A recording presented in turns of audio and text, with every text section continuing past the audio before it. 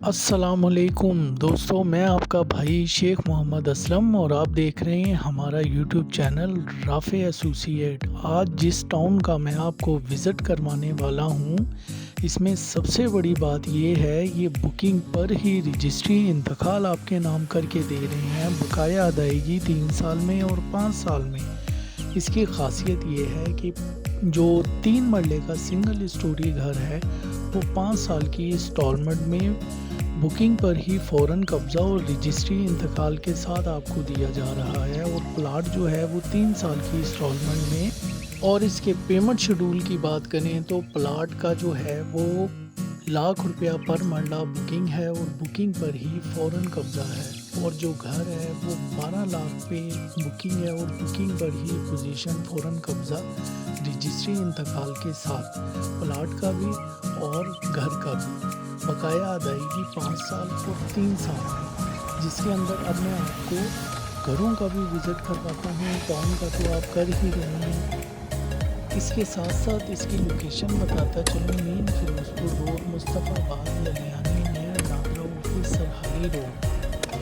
पर ये घर और प्लाट मौजूद हैं।